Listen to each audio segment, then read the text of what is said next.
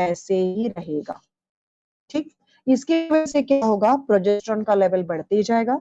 When the progesterone का level बढ़ेगा, endometrial lining की थिकनेस भी मेंटेन रहेगी और वो फर्टिलाइज्ड एग को होल्ड करके रखेगा। उसको हम लोग इम्प्लांटेशन कहते हैं। आप आगे में वापस पढ़ोगे ये पार्ट को, ठीक है।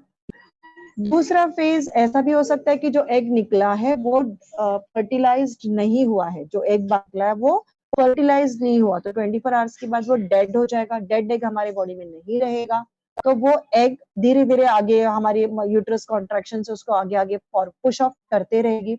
और जो 15 से लेकर 28 डेज में ये चेंजेस होते रहेंगे। और उसमें क्या होगा कि जो एग्स बाहर निकलेगा, बाहर आएगा, वो फर्टिलाइज नहीं हुआ है, तो कॉर्पस एम डीजनरेट होगा कॉर्पस अल्बिकन्स में। ये हमने कल भी पढ़ा था हिस्टोलॉजी ऑफ ओवरी में।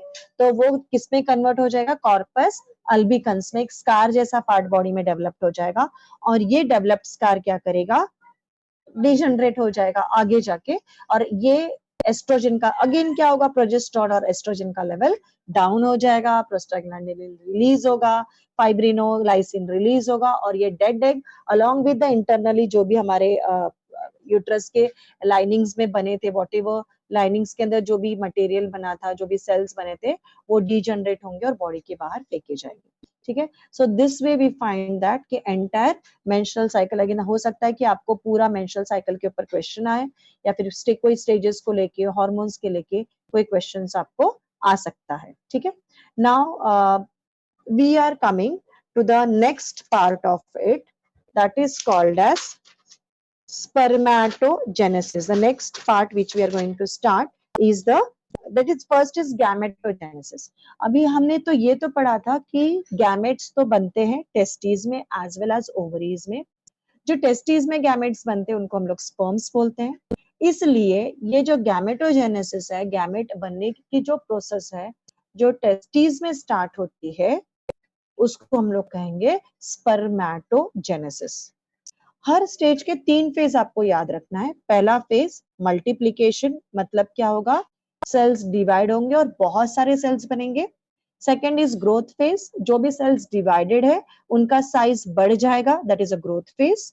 और तीसरा होगा मैचुरेशन फेज, जो ग्रोथ हो गई है वो अभी मैच्योर्ड हो जाएंगे, बिकॉज स्पर्म हो या एग हो, दे आर डिवाइडेड सेल्स होते हैं ना, तो सेल्स तो इमीडिएटली जब बनते हैं तो बड़ी सेल्स नहीं बनती है, they need to get matured, तो ये मैचुरेशन फेज आएगा। अब ये स्टेज में आपको स्पर्मेटोजेनेसिस का सामने मैंने डायग्राम ओपन किया है। इसको जाने से पहले मैं चाहती हूँ कि आप लोगों को 4 नाम याद करो। पहला तो आपको पता है primordial cell. What is a primordial cell? कोई भी टेस्टिस के अंदर या ओवरी के अंदर जो सेल है, जो स्टेज है, उसको हम लोग कहते हैं प्राइमोर्डियल सेल, जिससे बनती है आगे की स्पर्म या एग। तो पहला हो गया प्राइमोर्डियल सेल। सेकेंड नाम मैं आपको याद करवाना चाहती हूँ स्पर्म से रिलेटेड, स्पर्मैटोगोनिया। द नेम इज स्पर्मैटोगोनिया, जो हम लोग ने पढ़ा था जब सेमिनिफेरस ट्यूब्यूल्स का हिस्टोलॉजी स्टडी किए थे, तभी भी हमने ये पढ़ा था। तो पहला नाम आपने याद करना है स्पर्मैटोगोनिया। उसके बाद आपको नेक्स्ट नाम याद रखना है प्राइमरी स्पर्मैटोसाइट। नाम है प्राइमरी स्पर्मैटोसाइट। अब ये जो 3 सेल्स है ना, प्राइमोर्डियल सेल, स्पर्मैटोगोनिया और प्राइमरी स्पर्मैटोसाइट, उनका नंबर ऑफ क्रोमोसोम्स हमारे बॉडी में रहेगा 46, मतलब वो लोग रहेंगे डिप्लॉयड। तो जो भी सेल डिवीजन होंगी उनको यहाँ तक पहुंचने के लिए वो सारी सेल्स डिवीजन होगी माइटोसिस, नो मियोसिस। आपको पता होना चाहिए मियोसिस में नंबर ऑफ क्रोमोसोम्स आधे हो जाते हैं, माइटोसिस में नंबर ऑफ क्रोमोसोम्स उतने ही रहते हैं। तो हम देखेंगे कि यहाँ तक की जो सेल्स है, कौन से सेल्स का नाम लिया मैंने लिया प्राइमोर्डियल सेल, मैंने कहा स्पर्मैटोगोनिया और मैंने कहा प्राइमरी स्पर्मैटोसाइट। और आप देख रहे होंगे तीनों के लिए जो मतलब हमने इरेजर्स हम लोगों ने जो सेल्स देखे तीनों के लिए, तो उनके आगे 2n लिखा है, मतलब नंबर ऑफ क्रोमोसोम्स क्या रहेंगे 46। और जो सेल डिवाइड हो रही है वो रहेगी माइटोसिस, माइटोटिक डिविजन्स। ठीक, आप देख रहे होंगे डायग्राम में भी यहाँ पे माइटोसिस वगैरह उन्होंने लिखा है। चलो आगे बढ़ते हुए, चलो उसके बाद एक चौथा नाम आपको याद रखना नेक्स्ट, मतलब ये तीनों के बाद, उसका नाम है सेकेंडरी स्पर्मैटोसाइट। प्राइमरी के बाद क्या आता है secondary, so we are studying the next name is secondary spermatocyte. अब ये स्टेज बहुत इंपॉर्टेंट है, क्योंकि अगर आप नोट करोगे तो इसमें number of chromosomes human body में रहते हैं 23। पहले में सब में क्या थे 46 मतलब डिप्लॉयड सेल्स थी। अब सेकेंडरी स्पर्मेटोसाइट में सेल्स हो गए 23। इसका मतलब कौन सा सेल डिवीजन हुआ होगा, माइटोसिस हुआ होगा कि मियोसिस हुआ होगा। नंबर ऑफ क्रोमोसोम्स लेस है तो डेफिनेटली कौन सा स्टेज सेल डिवीजन हुआ है, मियोसिस हुआ है। ठीक, अब इसके बाद में ये जो मियोसिस होने के बाद मतलब meiosis, again I am stressing on this stage, it's called a secondary spermatocyte, इसमें मियोसिस हुआ है। और ये जब थोड़े बड़े हो जाएंगे तो उस स्टेज को हम लोग कहते हैं spermatids. Their size is growth, they becomes matured. और अब अगर आप नोट करोगे तो उनमें नंबर ऑफ क्रोमोसोम्स n है, मतलब दे आर आल्सो हैप्लॉइड। अब ये जो फुल्ली डेवलप्ड हो जाएंगे तो हम उसको कहेंगे स्पर्मेटोजोआ। स्पर्मेटोजोआ को जो नरिशमेंट होगा, आप लोगों ने सर्टोली सेल्स पढ़े थे, तो सर्टोली सेल्स उनको क्या करेंगे, नरिशमेंट्स प्रोवाइड करेंगे। अभी मैं हर स्टेज में 3 स्टेज मैंने बताया आपको। पहला स्टेज का नाम लिया मल्टीप्लिकेशन स्टेज, दूसरा स्टेज का नाम है ग्रोथ फेज और तीसरे का नाम है maturation phase. So now we are coming, the first phase is multiplication phase. आप देख रहे हो फर्स्ट फेज में क्या होगा, ये जो प्राइमोर्डियल सेल्स है ये टेस्टिस के अंदर रहेगी, सेमिनिफेरस ट्यूब्यूल्स के अंदर रहेगी। ये सेल्स में पहले तो होगा माइटोसिस। माइटोसिस का मतलब होता है सेल डिवाइड होगा। आपको पता है माइटोसिस में 1 से 2, 2 से 4 ऐसे सेल्स बढ़ते जाते हैं। तो यहाँ पे आपको स्कीमेटिक वे से ही बताया, आपको ये नहीं सिर्फ एक ही सेल होगा और उसके 2 होंगे, millions of sperms are produced. तो all those sperms we can not show in the diagram, है ना, we can't show so many cells also, it is confusion for us. So here they are taken only one primordial cell and they are showing कि एक mitosis से 2 sales बने हैं। आप देख रहे हो 2, फिर वो वापस से जो सेल्स बने हैं वो भी वापस से माइटोसिस डिवीजन में होते हैं और उसके भी और 2 सेल्स, ऐसे बहुत सारे सेल्स बनेंगे। अब जो सेल्स फर्स्ट बने थे, जो सेल्स पहले बने थे, उसको हमने नाम दिया था primordial cells. We have taken the primordial cells, correct. और अभी ये जो डेवलप्ड हुए हैं उनको हमने नाम क्या दिया, स्पर्मेटोगोनिया। तो स्पर्मेटोगोनिया और प्राइमोर्डियल सेल एक जैसे ही रहेंगे, सिर्फ प्राइमोर्डियल सेल्स कम रहेंगे, स्पर्मेटोगोनियल सेल्स ज्यादा होंगे, क्योंकि उनमें सिर्फ और सिर्फ सेल डिवीजन होके वो ग्रो हुए हैं, नंबर ऑफ क्रोमोसोम्स उतना ही है। So this is your first phase. Hope everyone understand the first phase. पहला फेज हमने क्या पढ़ा, primordial cells are involved, mitosis होगा और cells will go on increasing in number and we call them as a spermatogonia. Number of chromosomes are 2n. अब यहाँ पे आप डायग्राम जो देख रहे हो ना, वहां पे हमने सिर्फ एक ही सेल्स लेके यहाँ पे दिखाया है कि only one cell is coming like this, लेकिन ऐसा एक ही सेल नहीं होता, ये सारे बाकी के सेल्स भी होते हैं। बट अगेन सबको दिखाते समय हमारा टाइम भी वेस्ट हो जाएगा वाइल ड्राइंग और कंफ्यूजन भी क्रिएट होगा, इसलिए यहाँ पे रिप्रेजेंटेशन एक ही सेल्स का दिखाया है। अब आप इसमें क्या देख रहे हो कि ये जो पहला सेल था, नाम क्या था, स्पर्मेटोगोनिया, इसका साइज बढ़ेगा, उसका क्या होगा, ओनली साइज बढ़ेगा और वो मैच्योर्ड होगा, उसकी ग्रोथ होगी। कैसी साइज बढ़ेगी, उसके अंदर साइटोप्लाज्म का लेवल बढ़ेगा, उसकी साइज बड़ी हो जाएगी। इस आज के लेक्चर का मैसेज बायोलॉजी क्या है, एक मिनट, जरा मुझे बच्चों के चैट्स आ रहे हैं, थोड़ा सा उनको चेकआउट कर लूं। एक minute, will you give a little. हाँ देखो, मुझे पता है कि कुछ बच्चों ने लेट ज्वाइन किया है या ये सेकंड हाफ में आ रहे हैं। मेरा जब लेक्चर हो जाएगा तो मैं पीछे आती हूँ, अभी जो मैं फ्लो में जा रही हूँ मुझे वो कंटिन्यू करने दो। और मेरा लेक्चर होने के बाद में जो पार्ट बच गया था या जो मैंने फर्स्ट हाफ में लिया और जो बच्चे अभी ज्वाइन किए उनकी समरी में डेफिनेटली दे दूंगी, ठीक है। हाँ, so now coming back to our discussions जो अभी हम लोग कर रहे थे। अभी मैंने आपको क्या बताया था कि ये स्पर्मेटोगोनिया बने हैं सारे, है ना, all spermatogonia are produced here and now this spermatogonial cells will increased in size, वो बड़े हो रहे हैं, मोटे हो गए, खा पी के ताजे हो गए, ठीक है। तो ये जो बड़े हुए सेल्स है, ये फेज को हम लोग कहते हैं growth phase, what we call growth phase, ठीक है। So this is called as a growth phase, ठीक। अब ग्रोथ फेज की मतलब साइज तो बढ़ गई उस पहले से, उसको हम कहेंगे प्राइमरी स्पर्मेटोसाइट।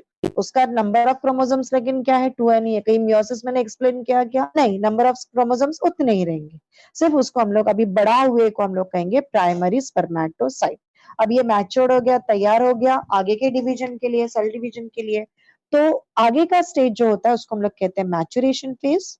अब ये primary spermatocyte very very important will undergo the meiosis. अभी वापस से मैं आपको दिखा रही हूँ कि ये जो है सेल ये undergoes the meiosis, primary spermatocyte. और ये प्राइमरी स्पर्मेटोसाइट अभी मियोसिस होगा तो नंबर ऑफ क्रोमोसोम्स हो जाएंगे आधे।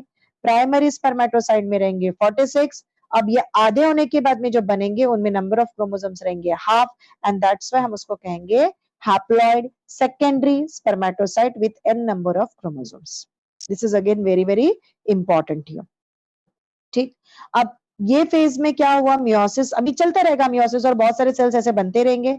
फिर आप क्या देख रहे हो कि यहाँ पे ये जो सेल्स बने हैं वो भी थोड़े मैच्योर्ड हो जाएंगे, उनको हम कहेंगे स्पर्मेटिड्स। अगेन जब एन बढ़ेगा, साइज नहीं, नंबर नहीं बढ़ रहा है, ओनली द मैच्योरेशन लेवल बढ़ रहा है।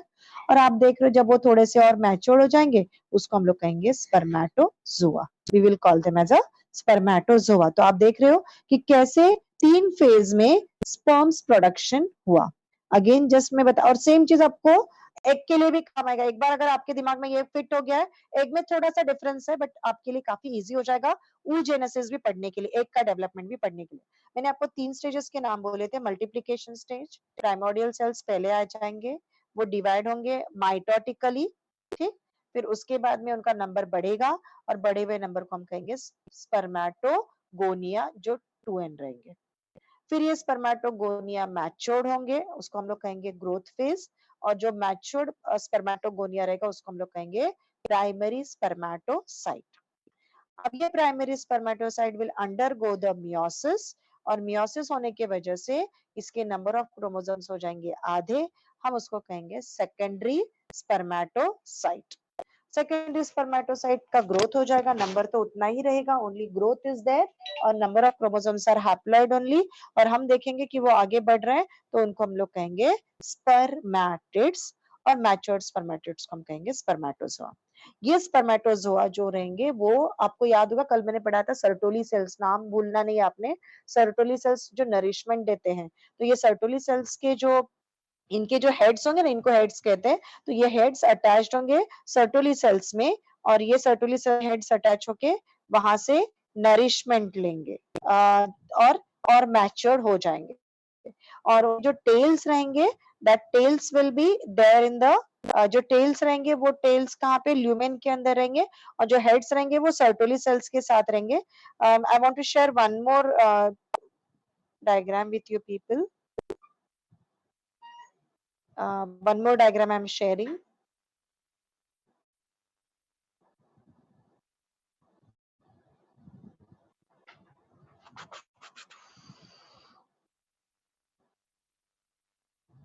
बट ये स्टूडेंट्स डायग्राम हम लोग ऑलरेडी पढ़ चुके थे ना, लेकिन ये डायग्राम में मैं आपको डिस्कस करना चाहती हूँ कि ये देखो, ये जो हमने गोल गोल यहाँ पे जो है ना सेल्स का लेवल, आप इसको अभी जूम तो नहीं हो पा रहा है मेरे इसमें, but at least I can show you कि ये जो सेल्स है ना यहाँ पे, ये सारे वो लेयर्स है जो अभी हमने पढ़े। क्या क्या लेयर्स पढ़े थे, spermatogonia, primary spermatocyte, secondary spermatocyte और स्पर्मेटिड्स। आप देख रहे हो बीच बीच में क्या है, we are having the Sertoli cells. अब यहाँ पे वायलेट कलर में जो आपको नजर आ रहा है ना, ये सब सर्टोली सेल्स है। और आप डायग्राम में भी गौर से देखोगे तो ये जो स्पर्मेटिड्स बने थे उसके जो हेड्स और है वो सारे हेड्स आके इसको ज्वाइन करे ताकि नरिशमेंट मिले। और इन लोग की टेल जो है, पीछे वाला पार्ट आप देख रहे हो, जो ल्यूमेन है बीच वाला सेंटर वाला पार्ट, सेमिनिफेरस ट्यूब्यूल का जो सेंटर वाला पार्ट है, यहाँ पे सबकी टेल है। और फिर जब मैच्योर्ड हो जाएंगे तो इससे डिटैच हो जाएंगे और ये सेमिनिफेरस ट्यूब्यूल से आगे आगे बढ़ेंगे, टेस्टिस, फिर एपिडिडामिस, फिर वास डिफरेंस, और इस तरह से वो यूरिनोजेनिटल ट्रैक में पहुंच जाएंगे। ठीक, तो I just wanted to correlate this two things. Now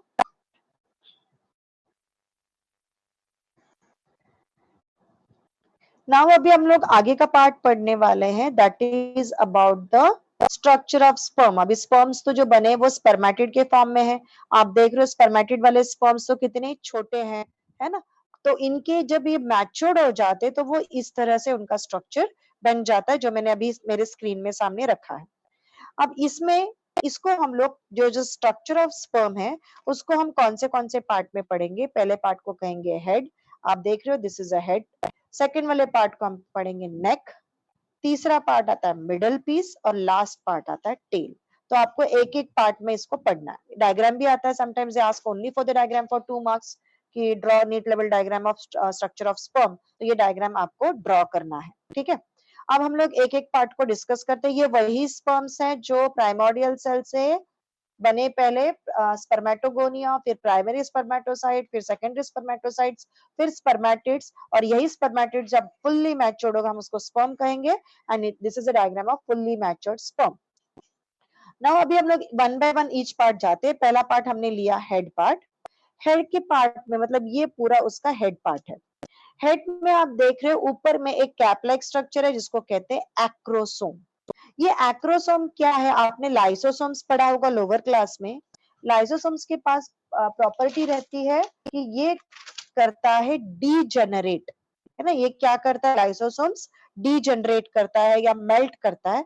तो ये एक्रोसोम क्या करेगा, जब एंट्री होती है स्पर्म की फीमेल ट्रैक में, तो उसके जो फीमेल एग होगा उसके ऊपर की लाइनिंग्स हमने कल पढ़ी थी, अभी वापस आज रिवाइज भी करने वाले हैं।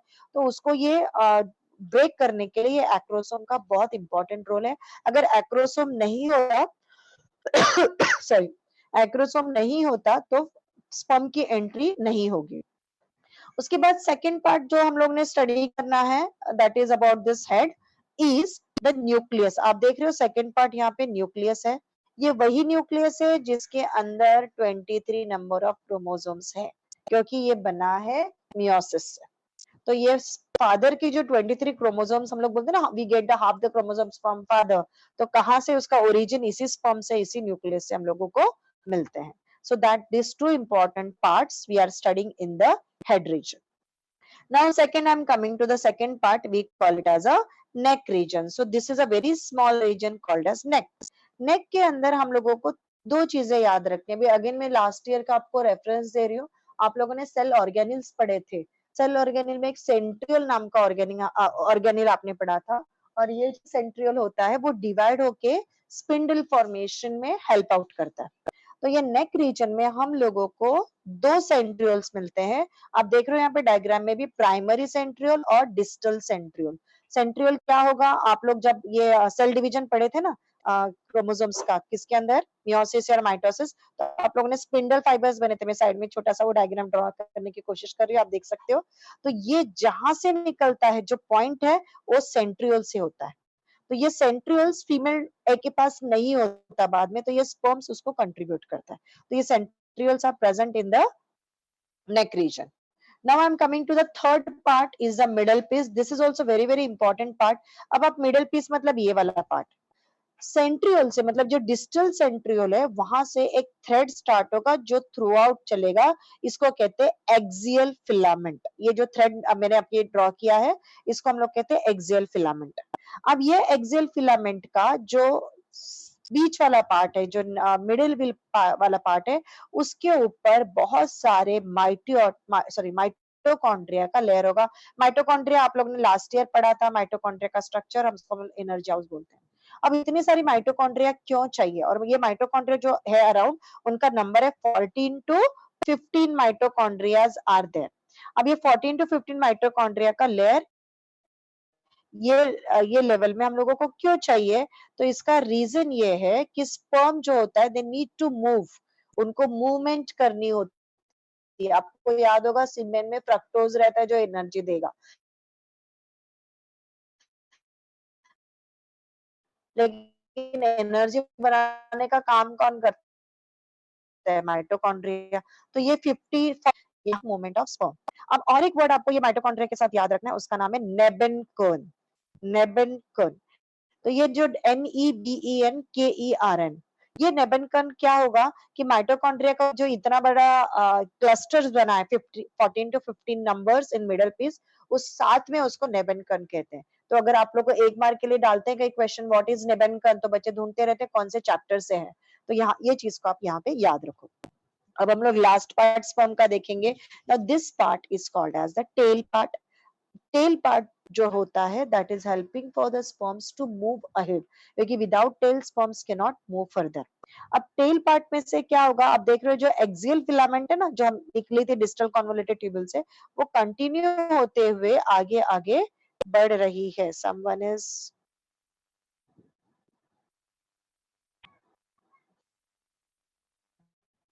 हाँ, yes, lysosomes are called as suicidal bags. Some student has asked. So yes, it is that.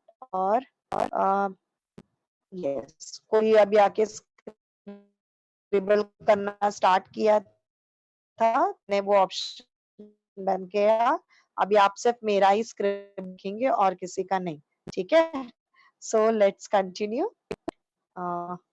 या ठीक है। So now again coming back to my point, I was telling you कि ये जो है ना, this is the entire tail we have said. अब ये टेल में से क्या पास हो रही है, एक्सेल फिलामेंट जो इस तरह से आ रही है, ठीक है।